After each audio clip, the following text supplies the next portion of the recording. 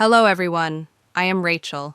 This is the story of how I went from the invisible child in a cold, overcrowded household to the one person who stood by my grandparents when everyone else walked away. It's not just a story about inheritance, it's about love, loyalty, and the courage it takes to protect what truly matters when your own family becomes the threat. I used to believe not everyone born into a family truly has parents. I grew up in a household with 8 children, but in that house, I was always the one no one wanted to talk about. I was the 8th child, the youngest. And the accident. My mother had me when she was nearly 40, tired, irritable, cold. I was never held as much as the others. No baby photos, no memories of being hugged, just deep sighs every time I spoke, and a look that told me I was the extra burden in an already overcrowded kitchen. My father never yelled, but his silence, it was terrifying. I once dropped a bowl of rice when I was 7. No one scolded me, no one comforted me. My father just looked at me for a long time and said, "Be more careful. Rice doesn't grow on trees." Then he walked away. Cold. I've lost count of how many times I swallowed back tears just to avoid causing more trouble. My older siblings, they were the same. They were already grown. They learned to survive in that house by pretending I didn't exist. They left. They studied. They flew away. They avoided.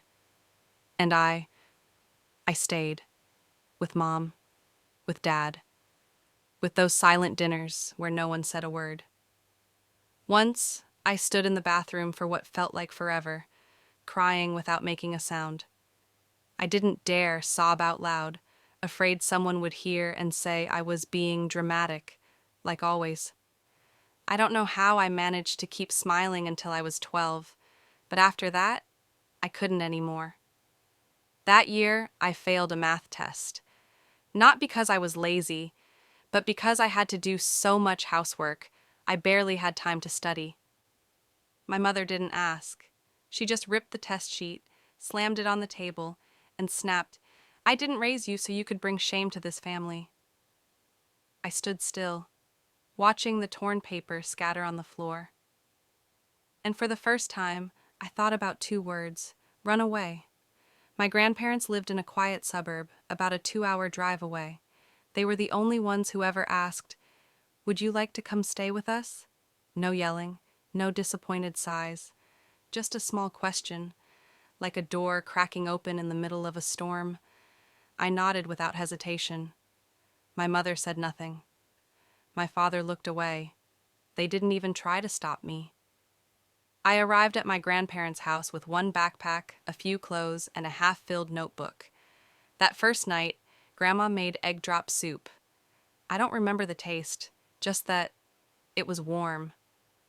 When I went to wash the dishes, Grandpa pulled up a chair and said, "This kitchen doesn't need a servant. It just needs laughter." I turned away so he wouldn't see me cry. I didn't need pity, and they didn't pity me. They genuinely cared. They let me sleep through the night, asked what I wanted to eat, let me read late without scolding me. And for the first time in my life, I realized there's something more important than blood, and it's kindness. There are memories no one asks us to keep, but the heart carves them in anyway. And the time I lived with my grandparents, it etched itself into me like soft scars. They hurt, yes, but gently. They ached, but warmly. Not like the bleeding wounds of my childhood, but never fully healed either. My grandfather was a quiet man, tough but never cold. He didn't say, "I love you," aloud, but I saw it in every action. In the way he'd get up early to cook congee when I was sick. In the way he'd sit and wait for me at the school gate on rainy afternoons, not saying a word, just waiting. My grandmother, she was soft, like the kitchen light at the end of a long day.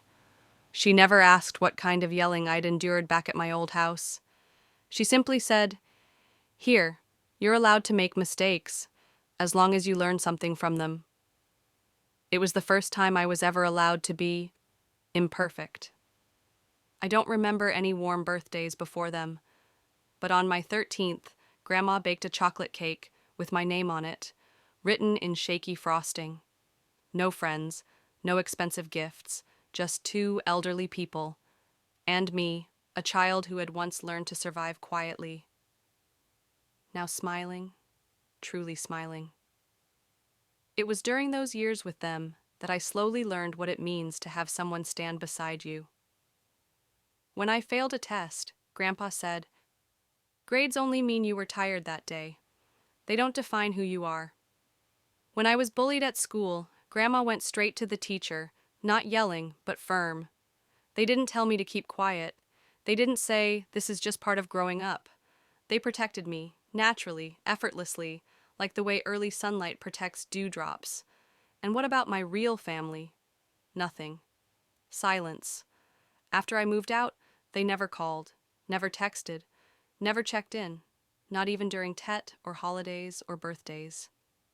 I remember staring at my phone all New Year's Eve that first year, waiting for a single message. Nothing came. By the second year, I stopped waiting. My mother only called once, after 3 years, to ask me to sign some medical insurance forms. My sister? I only saw her on Facebook in a wedding photo captioned, "Thank you to all our loved ones for being there." I wasn't invited. No one even said a word. It hurt. Of course it did. But my grandparents had already taught me something that stayed with me. Not everyone who shares your blood is family, and not everyone who's a stranger is a stranger. Slowly, I stopped chasing love from those who never offered it to me. I learned to give it, fully, to those who stayed. As my grandparents aged, my fear of losing them grew. I began waking up early to help Grandpa at the small construction company he kept running. Grandma told me not to work so hard, but I wanted to. Even just a little. I wanted to give back. I never said thank you with words. I showed it through actions. By doing the dishes before they asked. By learning to fix a faucet beside Grandpa. By massaging Grandma's legs each night when her joints ached. I used to think love was a luxury, but living with them, I finally understood. Love is simple. It's someone who won't let go of your hand, especially when you're at your weakest. At that time, I was around 15, old enough to understand, but not hardened enough to stop the shock from hitting me when I found out. My own father nearly destroyed everything. My grandfather had spent his whole life building a small construction business. It wasn't a corporation, but it was honest work, with loyal staff and trusted clients. It was his pride, his sweat, his entire legacy, and it was also the place where I started shadowing him at 13, learning to sort screws, read measurements, review blueprints, sign purchase orders. He once told me, "This is what I'll leave to you, not because I expect you to carry it, but because I want someone who truly understands what it's worth." But my father, his only son, didn't see it that way. When I turned 15, Grandpa handed over most of the operations to my dad, hoping he'd continue the legacy. 1 year later, the company was on the brink of collapse. Money started disappearing. Expenses skyrocketed without explanation. Fake invoices, embezzled projects, and worse, my grandfather had to take out shady loans just to pay the workers their holiday bonuses. People whispered. Rumors spread through the town. Those who once respected him started looking away, and Grandpa shrank, day by day. I heard him sigh every morning as he unlocked the office. I heard Grandma crying in the kitchen at night. It wasn't until much later that I found out the full truth. My father had secretly borrowed large sums in the company's name, buying land, luxury cars, paying off personal debts. Worse, he forged my grandparents' names to co-sign a mortgage on their private home without telling them. I once asked Grandpa, why not sue him? Why not expose everything? He only shook his head, eyes dim, and said something I'll never forget. No one truly wins when ambition loses its soul, and no one gets rich by betraying blood. I was furious for him, so furious it made me breathless. But he wasn't. He just quietly started picking up the pieces of the mess his own son made. And I couldn't just stand by and watch. I dropped out of college after freshman year. People called me crazy, said I was throwing away my future for something that wasn't mine, that I was giving up everything. But for me, the future was never about a diploma. It was this. I couldn't let my grandparents die feeling like they'd failed. So I came back, took over the paperwork, called every vendor myself.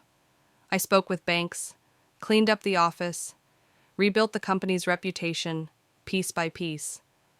The first 2 years were hell, but every morning, Grandpa still came to the yard, his hands shaky, his eyes fading, but still guiding me through material checks, volume calculations, his voice always calm, pouring wisdom straight into my heart.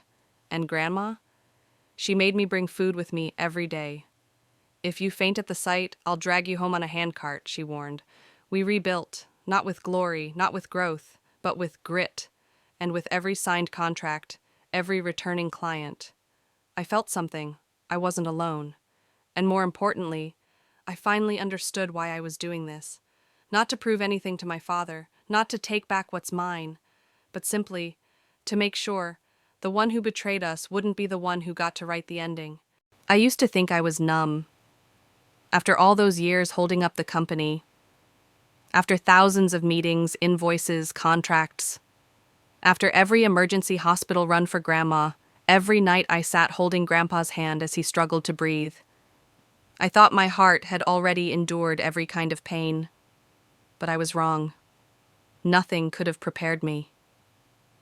For the day they came back, my family, the same people who stayed silent for over 20 years, the ones who once said I wasn't really part of the family, the ones who mocked me for choosing to live with those two old people instead of facing the real world. They came, all of them, clean clothes, fresh-smelling perfume, smiles like nothing ever happened.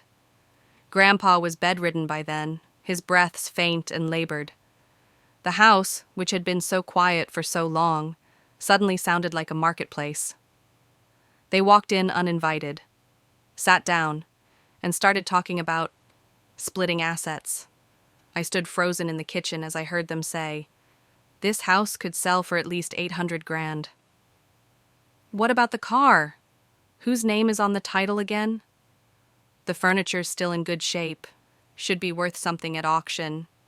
They spoke as if Grandpa was already dead, as if I was just the leftover housekeeper, as if I had never even existed in this family. I didn't say anything, didn't interrupt. I quietly carried water into Grandpa's room, wiped his face. His hand trembled, but he gripped mine tightly, his eyes trying to say something, though he didn't have the strength left. I leaned in and whispered, "You can rest now, Grandpa. I've got this." 4 days later, his condition worsened.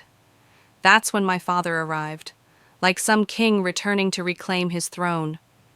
He didn't even look at me, didn't ask about the company. He just patted the back of some nephew I didn't recognize and declared, "Starting next week, I'm taking back control of the company. This ends now." I stood up, looked him dead in the eye, and said, "No." He scoffed. "You think that company is yours?" I didn't respond, because arguing with someone like him was pointless. The next day he knocked on my door 3 times and said, "When are you moving out?" "I've got someone ready to buy this place. They're offering a good price." "You've lived here long enough." And behind him stood my mother, arms crossed, voice cold. "Letting you stay here was kindness. Don't get arrogant."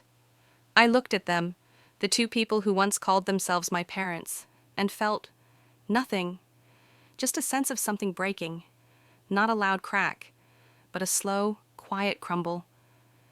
I walked into the living room.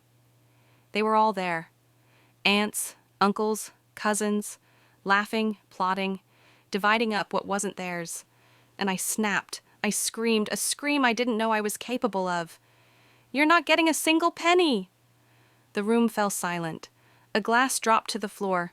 Then I said, each word like a hammer against concrete, Grandma and Grandpa left nothing for you. No house, no car, no money, not a single will with any of your names on it. Because you don't deserve it. Where were you when they were sick, when they were fighting to save the company? I was here. Only me. They didn't leave everything to me because I asked. They left it because I stayed. When all of you had already walked away. Someone tried to speak. I raised my hand. Don't. You were silent when they needed you. Now it's my turn to be silent with you. And I walked away, amid the stunned stares, the anger, and maybe a little fear. Since that day, my phone hasn't stopped ringing. Threats, guilt trips, familiar lines like, "You're betraying your blood. You're selfish. You only care about yourself."